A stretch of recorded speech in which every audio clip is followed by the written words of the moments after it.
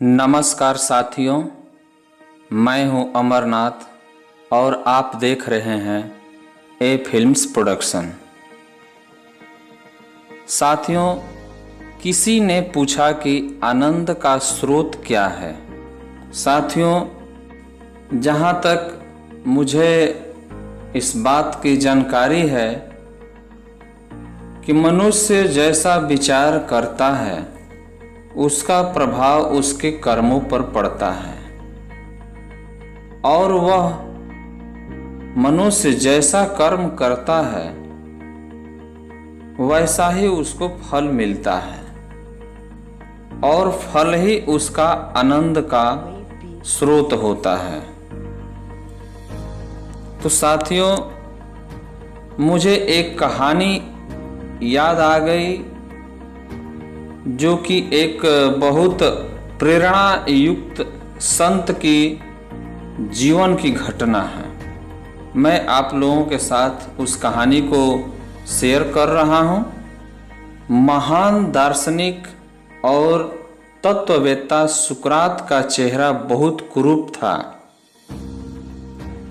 फिर भी वे दर्पण में बहुत बार अपना चेहरा देखते रहते थे।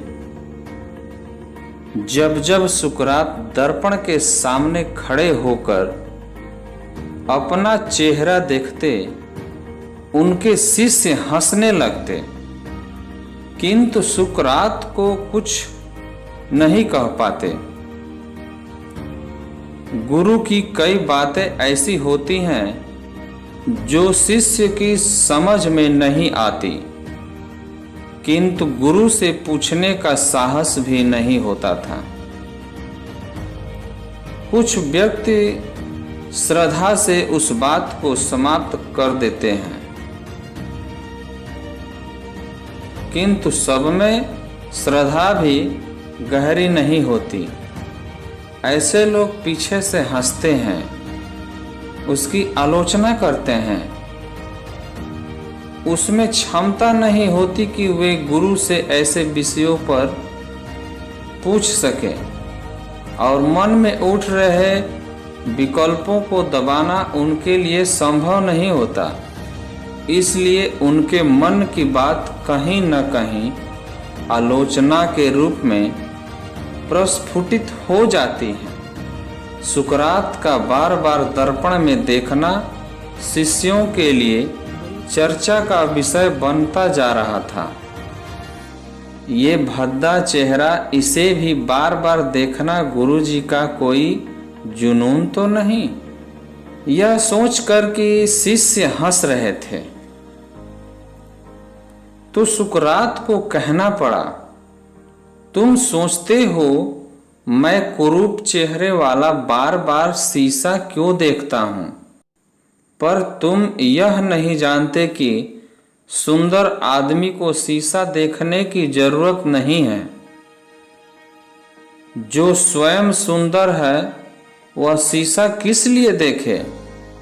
शीशा देखने की जरूरत तो उसे होती है जिसका चेहरा भद्दा हो।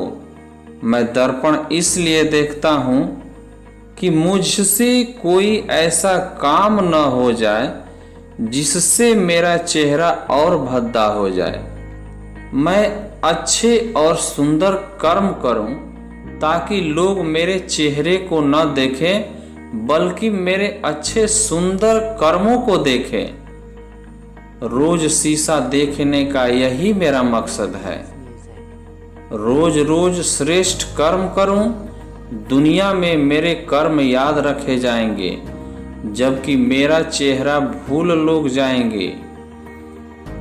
तुमसे भी यही कहता हूं कि तुम भी चाहे शीशा देखो या न देखो, अपने कर्म को सुंदर बनाओ, क्योंकि अगर कर्म सुंदर हैं फिर चेहरा भी सुंदर हो तो फिर अंदर बाहर सुंदर ही सुंदर, आनंद ही आनंद है।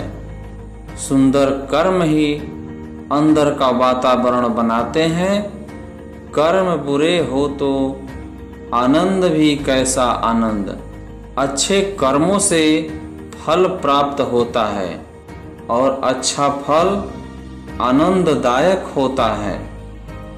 तो साथियों, कहने का भाव यह है कि अच्छा कर्म से ही हमें अच्छा फल प्राप्त होता है और अच्छा फल ही आनंद का स्रोत होता है। अच्छा कर्म करेंगे तो अच्छा फल मिलेगा, तो जीवन आनंदमय बन जाएगा। तो साथियों, यह वीडियो आपको कैसा लगा कमेंट करके ज़रूर बताइएगा और अपने दोस्तों के साथ इसे शेयर अवश्य कीजिए। और अगर इस चैनल को सब्सक्राइब नहीं किए हैं तो प्लीज़ सब्सक्राइब कर लीजिएगा और बेल आइकन को भी प्रेस कर दीजिएगा